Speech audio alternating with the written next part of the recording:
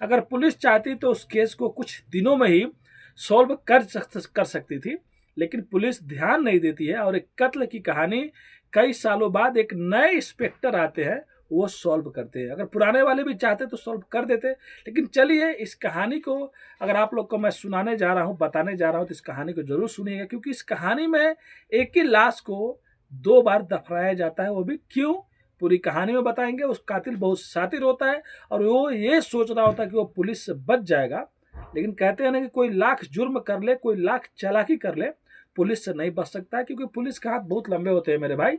और अपने भाई के चैनल को सब्सक्राइब करना मत भूलिए।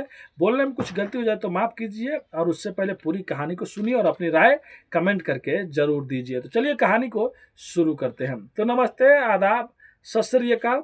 आज की जो सच्ची घटना मैं आप लोग को सुनाने और बताने जा रहा हूँ, ये कहानी पंजाब से शुरू होता है।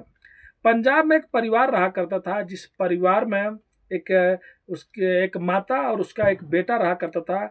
माता का जो घर की मालकिन जो होती है, उनका नाम बलजीत कौर होता है और बेटे का नाम गुरजीत होता है। बेटा विदेश में नौकरी करता था और घर आया जाया करता था। उसके बाद जो माँ रहती है बलजीत कौर, वो अपने बेटे की शादी एक अच्छी लड़की जिसका नाम गुरमीत कौर होता है उससे शादी कर देती है। पूरा परिवार अच्छे से खुशी से चल रहा होता है। तभी कुछ दिनों बाद, 1 साल बाद, उनके घर में एक बेटा होता है। अब परिवार और भर जाता है। उसके बाद सब कोई खुशी खुशी एक साथ में रहता है। और उसके बाद ये जो पति रहता है गुरजीत सिंह, ये बाहर आता था जाता था, और ऐसे कर करके ज्यादा दिन बीत जाते, यानी कि अब शादी के 1 या 2 साल और बीत गए रहते। बच्चा हुआ रहता, थोड़ा और बड़ा हुआ रहता है। उसके बाद की बात है, बात 11 दिसंबर 2017 की है। जो घर की मालकिन होती है, जो माँ होती है बलजीत कौर, ये पुलिस स्टेशन जाती है। और पुलिस स्टेशन जाने के बाद एक कहानी सुनाती है। कहती है कि मेरी बहू कल रात से गायब हो गई है, कहाँ चली गई मालूम नहीं है, और घर में कुछ पैसे वैसे जेवर थे वो भी नहीं है, कम से कम लगभग 10-20 लाख रुपए के। उसके बाद अब पुलिस इस केस को, FIR को लिखती है, और जो बहू रहती है गुरमीत कौर, उसके बारे में पता लगाने लगती है, और घर भी जाके सब चीज़ छानबीन करती है। तो मोबाइल मिलता है और भी जो चीज़ रहता है, पासपोर्ट वसपोर्ट सब मिलता है, लेकिन जो बहू रहती है वो नहीं मिलती है। उसके बाद पुलिस अब इसको ढूंढने लगती है धीरे धीरे करके, और कुछ दिन बीत जाते हैं। उधर से पति भी विदेश से घर आ जाता है। पति से भी पूछा जाता है कि पति और पत्नी की रिलेशन कैसा था, तो लोग बताते हैं सब चीज़ सही चल रहा था। और उसके बाद फिर यहाँ पे गायब कैसे हो गई, और जब ऐसा हो जाता है तो फिर बलजीत कौर को बुलाया जाता है और फिर उससे अच्छे से पूछताछ किया जाता है कि बताइए आपकी पत्नी, मतलब आपकी जो बहू है, वो कहीं पे किसी से बात करती थी, कहीं मिलती जुलती थी किसी से, या कुछ उसके बारे में जानती है तो आप बता दीजिए। उसके बाद जो घर की मालकिन होती हैं, जिनका नाम बलजीत कौर होता है, वो एक पुलिस को कहानी सुनाती है। वो कहती है कि शादी से पहले मेरे बहू का उसी के गांव में एक लड़के से उसका मतलब दोस्ती चल रहा था, और मेरे को लगता है कि उसके साथ में तो नहीं कुछ हो गया होगा। उसका नाम भी बताती है, सब पता बताती है। उसके बाद इनके बेटे से शादी हुआ रहता है। अब पुलिस को उसका नंबर निकालती है, उस पर फ़ोन करती है, तो पता नहीं चलता है कि उसका नंबर स्विच ऑफ है कहाँ पे। पुलिस उसके गांव जाती है। गांव जाने का पता चलता है कि वो भी गांव में नहीं है। अब गांव में नहीं हो तो शक होता है कि ये तो कहीं शायद भाग गया होगा, और ये हो सकता है कि यही लेके इस जो गुरमीत है इसको लेकर भाग गया होगा। और उसकी सास ने भी सही से रिपोर्ट लिखवाया रहता है कि उससे शादी से पहले उससे प्यार था, दोस्ती था। तो पुलिस अब इस केस को सीरियसली लेना छोड़ देती है। बस थोड़ा वो छानबीन चलता है। ऐसे करते करते और भी दिन बीत जाता है। अब जो पति रहता है गुरजीत सिंह, ये भी विदेश चला जाता है। अब उसके बाद लगभग 2 या कुछ साल और बीत जाते हैं। एक दिन पुलिस को ये पता चलता है कि जो लड़के के साथ में उसके साथ बता रही थी कि उसका प्यार और रोमांस इश्क चलता है, वो वापस आया हुआ है। पुलिस उसको नामजद करके रखी रहती है, कोई नोटिस भी नहीं भेजा रहता है कि उसको मालूम हो। पुलिस जाती है, घेर लेती है, घेरने के बाद उसको उठाती है, और उठाने के बाद उससे पूछताछ करती है कि बताओ यहाँ पे एक जो लड़की थी जिसका नाम गुरमीत होता है, वो कहाँ पे है। वो कहता है मुझे क्या मालूम। तब वो पुलिस सच्चाई पुलिस बताती है और कहती तुम ही ने उसको लेके भगाया होगा। तब वो जो कहानी सुनाता है, जो दोस्त रहता है उस गांव का, वो कहता है कि मैं तो दुबई से आ रहा हूँ, और आप लोग चाहे तो पूछ सकते हैं। फिर एयरपोर्ट पे पूछा जाता है और सब चीज़ पता लगाया जाता है कि क्या सच में दुबई से आया है। उसके बाद जो गुरमीत रहते उसका भी पता लगा जाता, क्या ये भी तो इसके साथ में दुबई नहीं चली गई होगी। उसके बाद कुछ भी ज़्यादा कुछ नहीं मिलता तो पुलिस उसको क्लीन चिट दे देती है, लेकिन जो सास रहती है वो उसी पर आरोप लगा रही होती है। अब धीरे धीरे करके 3 साल बीत जाते हैं। अब इधर गुरमीत का कहीं भी पता नहीं चल रहा, सास का पुलिस आना जाना भी कम हो गया पुलिस स्टेशन, पति भी अब विदेश में रह रहा है। अब धीरे धीरे 3 साल बीत जाते हैं, जब एक दिन उस पुलिस स्टेशन में एक नया इंस्पेक्टर आते हैं, और आने के बाद जब पुराने फाइलों को चेक कर रहे होते हैं, तभी उनकी नज़र एक फाइल पे पड़ती है जिसमें 3 साल पहले एक लड़की का मिसिंग केस रहता है और वो मिलती जुलती नहीं थी। उसके बाद सब लोगों से पूछ लिया गया। उसके बाद पुलिस इंस्पेक्टर जो रहते हैं वो दूसरे एंगल से अब इस केस की जांच कराने की सोच रहे होते हैं। वो आज तक आस पड़ोस से या जो गुरमीत रहती है उसके घर वालों से ही पूछ रहे थे कि आपकी लड़की कहाँ चली गई। ये कोई नहीं पूछा रहता है कि उसकी सास में या उसके पति में उन लोग का रिश्ता कैसे था। अब पुलिस एक टीम को बुलाती है, बुलाने के बाद कहती है कि जो जिसने एफआईआर लिखवाया था, जो माता थी बलजीत कौर, जो उसकी सास थी, उनको बुलाते हैं। अब बुलाने में पूछते हैं कि बताइए आपका रिश्ता आपकी बहू के साथ में कैसे था। तब वो कहती हैं कि मेरा रिश्ता तो बहुत अच्छा था शादी के बाद, और अचानक एक दिन शाम को वो बोली आ रही हूँ, उसके बाद गई और ऐसे करते करते रात हो गया और नहीं आई, तो सुबह में मैंने आके रिपोर्ट लिखवाया। अब कहते ठीक है आप जा सकती हैं, मतलब दोबारा उसका बयान लिया जाता है जो सास रहती है। और उसके बाद एक पुलिस का टीम बनाया जाता है और आस पड़ोसियों से पूछवाया जाता है कि ये बताओ कि उनके घर में, अब ये नहीं पूछा जाता कि वो कहाँ चली गई, किसी ने हेल्प किया या क्या हुआ। अब ये पूछा जा रहा है कि क्या सास और बहू में कभी झगड़े होते थे, 1-2 सालों में किसी ने कुछ सुना था। तब तो पड़ोसी अब पूरा भेद खोलने लगते, अगर उसमें तो बहुत झगड़ा होता था, बहुत ये सब चीज़ होता था और आए दिन झगड़ा वगड़ा होता था।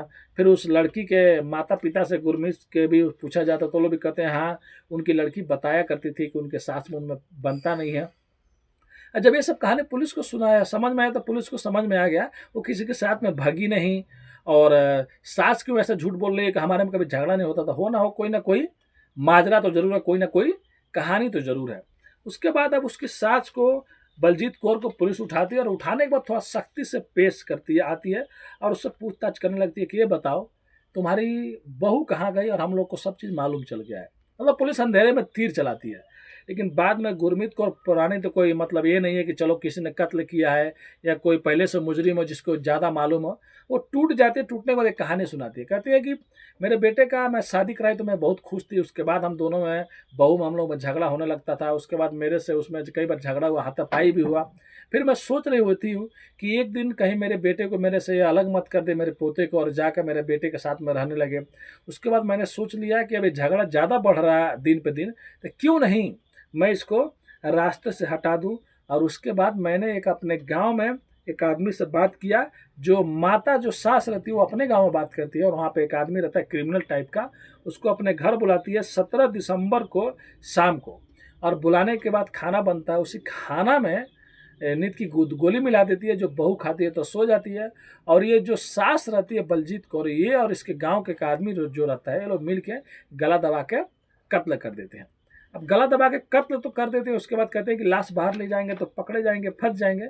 उसके बाद उसी घर के आंगन में मिट्टी हटाते हैं, मिट्टी में इसको दफना देते हैं, और अगले दिन जाके ये जो बलजीत कौर रहती है जाकर पुलिस स्टेशन में रिपोर्ट लिखवा देती है। तो मैं पहले ही बोला कि अगर पुलिस थोड़ा जागरूक होती तो पहले ही कहानी खुल गया होता, क्योंकि बलजीत कौर के रिपोर्ट लिखवाने के एक दिन बाद पुलिस उस घर में आई थी, अच्छे से जांच की थी। तो बड़ा आंगन में अगर मिट्टी एक दिन पहले हटाया गया तो सबकी नज़र उस पर पड़ रही होगी। तो भाई पुलिस वाले को भी पूछना चाहिए, सोचना चाहिए था कि जो उतना बड़ा घर है इतने जगह में नया मिट्टी क्यों है। तो पुलिस वालों ने दिमाग लगाया नहीं। तो ये पूरी सास मतलब जुर्म कबूल कर लेती है, और ये भी जुर्म कबूल करती हैं कि जब दोबारा पुलिस जाती है, दोबारा पुलिस जाने के बाद जब पूछताछ करके घर से चली आती है, फिर बेटे से पूछताछ होता है। बेटा भी कई बार आता जाता है, मतलब 2020 आ गया रहता, 2017 में जो मर्डर हुआ रहता है, जो लड़की गायब हुई रहती है।